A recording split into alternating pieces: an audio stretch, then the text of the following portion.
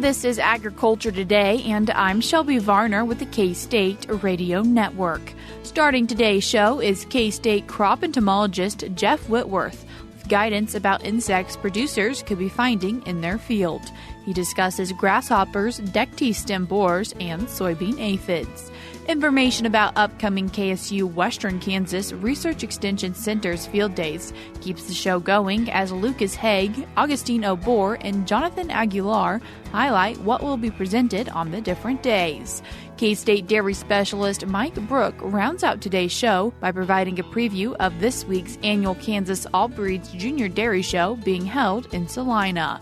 That and more is coming up ahead on Agriculture Today.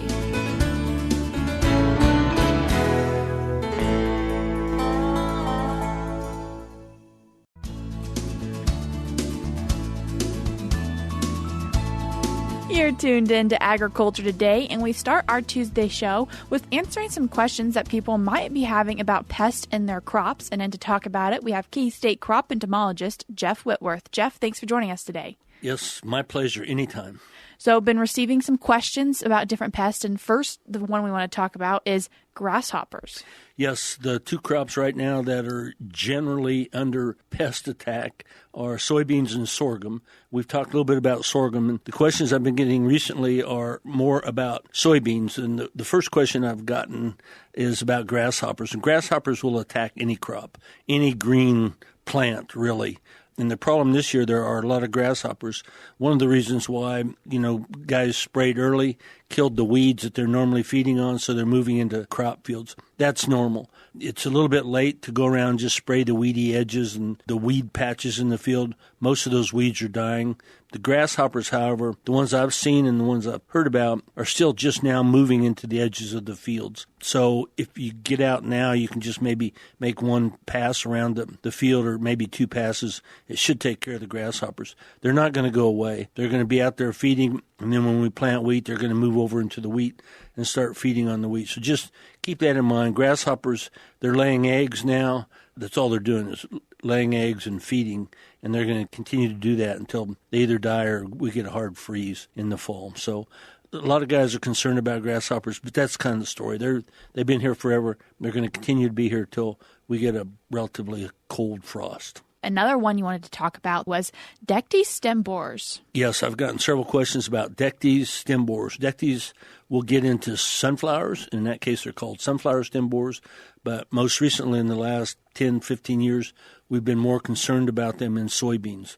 So the dectes stem borer in soybeans, this year we started collecting adults probably 2 weeks earlier than normal, or than average, I should say.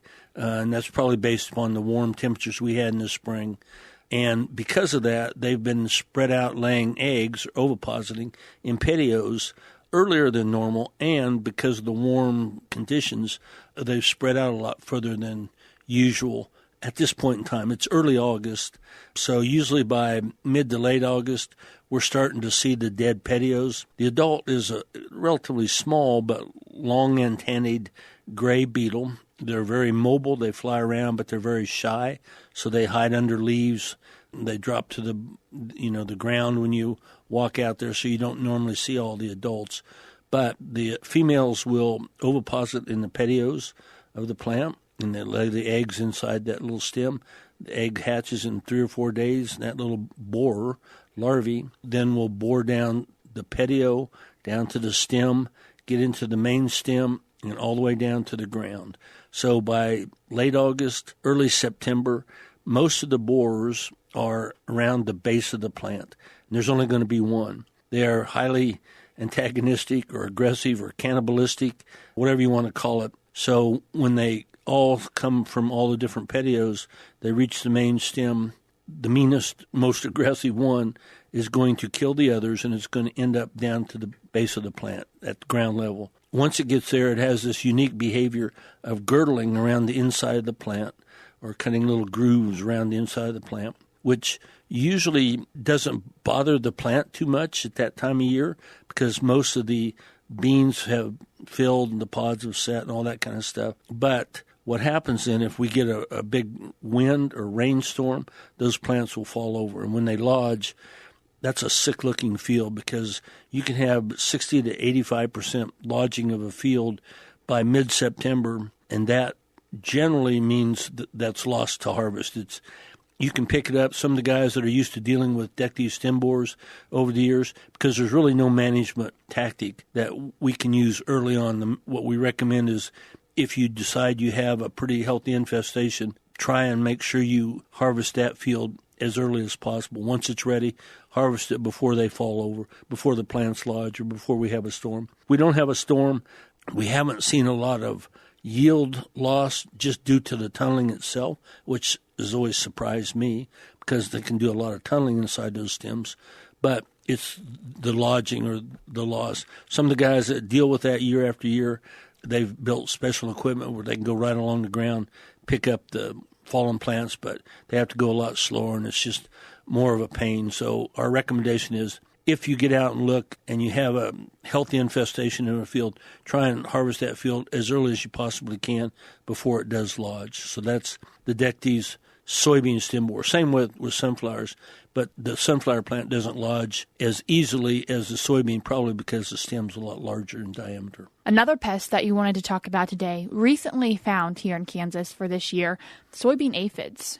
Soybean aphids have been detected in Kansas every year since the first year of 2002.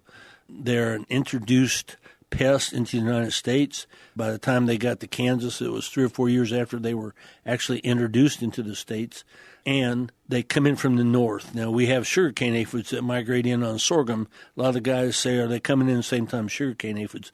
They might, but soybean aphids come in from northern breezes. So anytime you hear that we have a northern front come down through there, you can rest assured that they're bringing soybean aphids in. If we have southern winds, they're going to bring the sugarcane aphid in. So that's kind of the difference. The soybean aphid is also, since it's coming from the north, it's a cool weather aphid. The sugarcane aphid that gets on sorghum is a tropical or subtropical aphid, so it likes warm weather. So because of that, when the soybean aphid gets here, if we don't have cool August, September temperatures, they migrate in, they keep coming in day after day on every northern front that comes in, but they don't really take hold. They don't really colonize. And I think it's just because of our average hot August, September, Kansas temperatures. At least that's what we attribute it to. Since 2002, there's been 2 or 3 different years where we've had to treat them. Widespread areas of soybean aphids that have been able to colonize. They're really small aphids. They have kind of a greenish lime green color with black cornicles. The easiest way I find them, and most consultants find them, is if you're out in soybeans and you see ants on the leaves of a soybean plant, you can rest assured you got soybean aphids someplace. So just follow the ants. They're after the honeydew.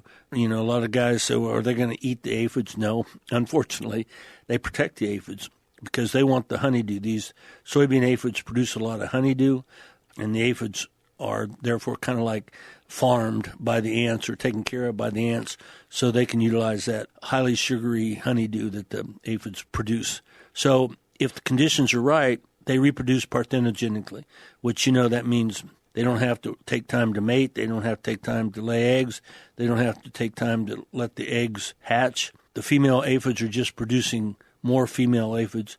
A week later, all those babies, nymphs, are producing more, so these colonies can explode very quickly, and they often do under the right conditions. So if your soybeans are in the early reproductive stages, R1 to R4, generally we say it takes 250 to 300 aphids per plant to justify treatment. If it's prior to the reproductive stages, if it's still in the vegetative stages, it takes more aphids, 50 per leaf or, something like that. And these treatment thresholds incorporate in like a 6 or 7 day time period for you to call the applicator and get the applicator out there to treat. We've not seen a big problem with aphids, but we can. Like I said, the second year they were here, 2003 and 2004, I saw several fields that were pretty much decimated, dried up because of the aphids. Again, that's if the conditions are cool. If we have our normal 85 to 110 degree August and September temperatures, the aphids are not going to be able to colonize and so we won't have a problem. But I'd just like to alert everybody to the fact that they are here. We have detected them in Riley County already, and so I'm sure there are other places in the state. We got more cool fronts coming in.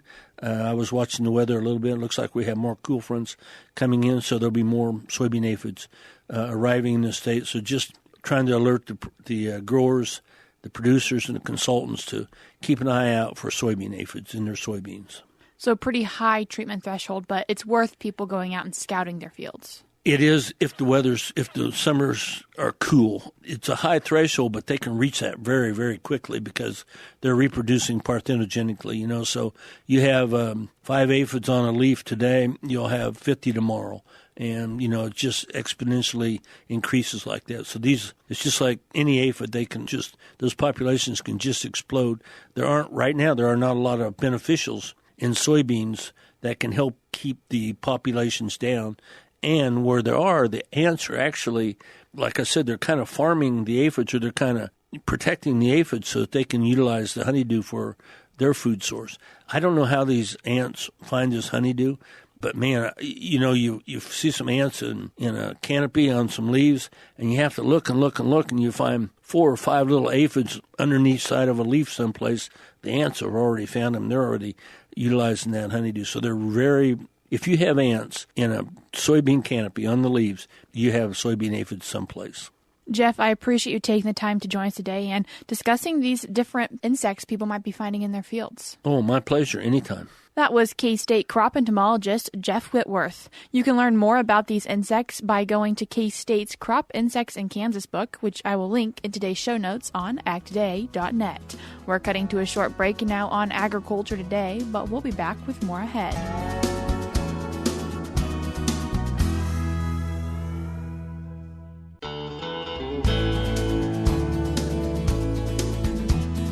You're tuned back into Agriculture Today, and we continue our Tuesday show now, discussing some upcoming K-State Research and Extension Field Days. And then to talk about these days, we're joined by K-State's Lucas Haag, Augustine Obour, and Jonathan Aguilar. These Kansas State University Western Kansas Research Extension Center's Field Days are taking place in Tribune, Hays, and Garden City between August 22nd and the 24th. And then to talk about the first one on August 22nd in Tribune, we have Lucas Haag.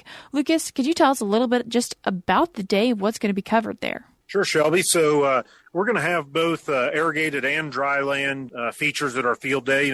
Typically Tribune's known for a lot of our dry land studies, but we're going to have both irrigated and dry land this year. We're going to be located at our irrigation field, which is 4 miles north and a half mile east of Whitelaw. And so there we're going to have a variety of tours looking, we'll have a lot this year on nutrient management. And so both corn and sorghum, irrigated and dry land. We've got several nutrient management talks, really a focus on nitrogen. We'll also, on the dry land side of things, a huge question I've gotten from producers over recent years has been date of planting and hybrid selection, hybrid maturity for dry land corn. So we're up to about our 6th year of data we've been collecting at Colby and Tribune. We'll have those plots on hand that producers will be able to look at and give some overview on what we're seeing. And as most field days, you really give that hands-on kind of learning opportunity for people. Yeah, there's so many of the things we're going to look at that it's one thing to see the charts and the graphs that we often present at our winter meetings. It's another thing to actually see these things in the field and kind of give some added perspective to the trials that we're carrying out. And Lucas, I'm assuming you'll have a bunch of different K-State research and extension experts there to also answer people's questions. You bet. So we'll actually have Logan Simon, who works with Augustine, is going to talk about working with iron chlorosis and sorghum. We've got Dorivar Reyes-Diaz coming out from Manhattan. Our state soil fertility specialist is going to be on the program. Myself, Jeannie Falk-Jones, one of our extension agronomists, and several other people. And so yours, I mentioned, is taking place August 22nd. And so what time of day are you guys getting started? Yes, we'll have registration and some breakfast refreshments at 8:30 Mountain Time at our main shop there at the irrigation field. And then we'll head to the field and start the field tours about 9.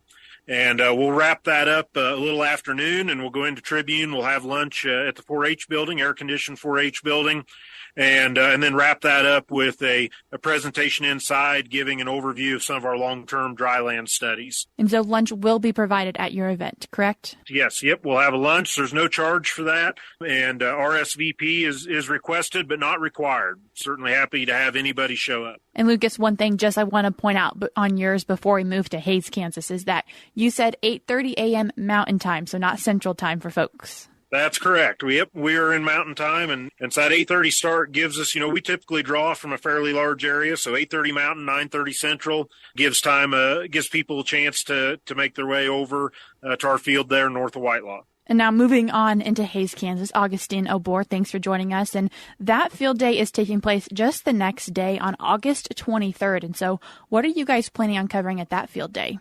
We're covering a lot of things, but there's two main things that we are looking at. We're looking at agronomic practices, soil management, and also looking at plant breeding. So the plant breeding part will be on sorghum and millet. And the agronomic aspect, we are looking at tillage, strategic tillage, and how we can use that to manage herbicide-resistant weeds in dryland crop production systems. And if you do that, what is the impact on crop yields and also soil health? So we have these experiments ongoing for about 6 years now. We have sites in Tribune and a site in Garden City. So we do have data that we will share with those that will attend, and they'll also have the opportunity to look at the plots. We also have experiments where we're looking at soil fertility management. Now, soil fertility, particularly nitrogen, is an important issue because of the high fertilizer prices. So we have a demonstration experiment where we're looking at how do you apply this fertilizer, broadcast application or placing the fertilizer below ground or splitting the fertilizer application. So we have these plots there that people can actually take a look to see the differences in this fertilizer management and how it impacts sorghum production. And then we're also going to look at how do we use cover crops to manage weeds. So this will be something that we've been looking at for a couple of years now, cover crops and soil health, and also cover crops for weed management. And then, like I said, our breeding program is going to show some of the hybrids that they've developed for early planting. So something that you can plant early, similar to corn. And we also have some hybrids of millet that our millet breeder will be showing at the field day. And so once again, a bunch of different experts and specialists from K-State Research and Extension sharing their knowledge with producers. Yeah, and this year, one thing that we are doing in Hays, we are giving our graduate students opportunity to present at the field day. So my graduate student, Aguilar Lawrence, will be presenting some of the work that he's been doing for her master's thesis. And then the cover crop for soil health will also be presented by another graduate student. So we do have graduate students participating. And myself and Dr. Ram Peruma, sorghum breeder, will also be there. Sounds like a great learning opportunity for a lot of people. And when does your day get started on August 23rd? Yeah, so this year we're doing something different. Normally our field days will start in the morning. We're having an afternoon event. So this will be started around 2:30 p.m. That will be the time that folks can check in and register. And by 3 p.m., we will head to the field to look at the plots, and then we will tour these plots, and we'll be wrapping up around 6. We come back to the auditorium and have dinner. So in the auditorium, we are not planning for any indoor formal presentations, but there will be a couple of updates from KSU administration. Something to point out, supper is provided, however, once again, free for people to attend. Yeah, the supper is provided, and we appreciate folks to register, so that we have a knowledge of how many people will be coming. But if you don't register, you can still come in. Yeah, you're still invited to attend the field day. The third field day then happening in Western Kansas is happening in Garden City, which, Jonathan, you're helping lead that field day. And so what are attendees going to hear there? Yes, so in Garden City, we call it our Field Day Plus. Why plus? Because we are actually going to include the family members of the agricultural community, of the producers. So we have programs that are catered towards producers, particularly if they are interested with annual legumes in terms of viability and water use. also with wheat sorghum, fallow rotation, irrigated cotton, crop water use for both corn and cotton, sorghum midge biology, and we will be also talking about the weed management for irrigated corn. So those are particularly for producers. However, we also welcome their family and friends as well, because we also have some activities and sessions for their part. So there, particularly with our partnership with the county agents within the Finney and Scott County area, we will also have some Medicare basics, know the truth about sugar, rethink your drink, simple and safe harvest meals, how to weather the storms in agriculture, and then some personal property transfer. They call it Who Gets Grandma's Yellow Pie Plate. And then also learn more about extension year-round. So there will be other activities presented also for other members of the family. And of course, those are the actual sessions, but we will have a lot of displays. The mesonet will be there, a watering booth, 4-H displays, windbreak insect displays, as well as ag vendors. And unique for this year, we actually are going to be visited by the Cape News. They're meteorologists. So we will have some presence of that as well. Lots of exciting things happening in Garden City. And Jonathan, on the 24th, when are you guys getting started? So we will start our registration at 8 o'clock. Again, similar to the other station, we would like to know how many people are coming. So we really encourage you to RSVP or to pre-register, so that we make sure that we have enough food for everyone. And just like the other field days, lunch will be provided. It is free to attend. However, please RSVP if you could. That's right. We don't want to shortchange ourselves in terms of the food that we could possibly offer. But again, you feel free to be able to come up if you forgot to register. And Lucas, for people who are wanting to learn more information about these field days, how can they do that? You bet, Shelby. So we'll have a link at our main webpage for the Western Centers, www.wkarc.org. And from there, they can see details and click the link for whichever field day they're interested in to get RSVP'd. That was Kansas State University's Lucas Haag, Augustine Obour, and Jonathan Aguilar as they discussed KSU Western Kansas Research Extension Center's Field Days. The first day takes place August 22nd in Tribune, starting the day at 8:30 a.m. Mountain Time. After that, on August 23rd, it takes place in Hays, Kansas, starting at 2:30 p.m. Central Time. And finally, the days wrap up on August 24th in Garden City, starting the day at 8:30 a.m. Central Time. All of these events are free to attend. However, they do ask that you take the time to RSVP. You can find out more information about these events by going to their website at wkarc.org. I will link that in today's show notes, which you can find on agtoday.net to find more information. We're cutting to a short break now on Agriculture Today, but we'll be back with more ahead.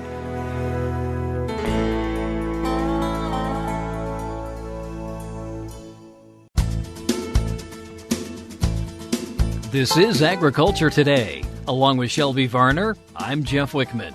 We end today's program with this week's milk lines. The 58th annual Kansas All Breeds Junior Dairy Show is being held later this week in Salina. K-State dairy specialist Mike Brouk has more. Today I'd like to invite our Kansas dairy families to the Kansas All Breeds Junior Dairy Show. This year in Salina we'll be hosting the 58th annual event. It'll be August 17th through the 19th, and it's held at the fairgrounds there in Salina. Some of the things that we'll be doing as we start the show on Thursday, the 17th of August, will be check-in for the animals starting after lunch and continuing through about 8 in the evening. Then on Friday, we have a variety of events for students. We do have a judging contest Friday morning, and that'll be for both FFA students as well as 4-H students. And then following that, we'll have reasons and then lunch at noon. That'll be followed by the State Quiz Bowl, and that'll be for all participants. And then we also have a skill-a-thon that afternoon, and then that evening we have a exhibitor's banquet. Starting on Saturday morning, August the 19th, will be our actual show day. We'll start with showing and fitting at 7:30 a.m. that morning, and then the breed showing will begin about 9 a.m. following the conclusion of the showing and fitting contest. And the showing and fitting contest is open to all 4-H students as well as Junior Breed Association members. So this annual event is a gathering of the dairy industry and young people from across the state of Kansas. It is open to all that would either be in 4-H in the Dairy Project or a Junior Dairy Breed Association member. We generally have somewhere around 60 to 70 contestants that participate in this event and generally exhibit about 100 animals, both heifers and cows. So if you're interested in joining us for that, we would encourage you to do that. And again, the event will be held August 17th through the 19th in Salina at the fairgrounds. This is Mike Brouk with K-State Research and Extension, inviting all of our dairy enthusiasts to the 58th Annual Kansas All Breeds Junior Dairy Show. Thanks, Mike. And while we have a moment, USDA's annual look at both agricultural land values and cash rents reveals more year-over-year growth in those sectors. Rod Bain reports. This time last year, regarding farmland values, we had this big run-up in our farmland values. They actually shot up a whopping 12.4% in 2022. Cropland values in particular were above 14% year-over-year growth. Sean Arita of USDA's Office of the Chief Economist explained some of the factors behind that growth. We had record farm income. Commodity prices were very, very high. Corn and wheat prices in particular, they had shot up following Russia's invasion of Ukraine. And at that time, at least during the first part of that year, the Fed really hadn't started raising their interest rates. So what type of growth in farmland values were then recorded in 2023 per USDA? The average farmland value is about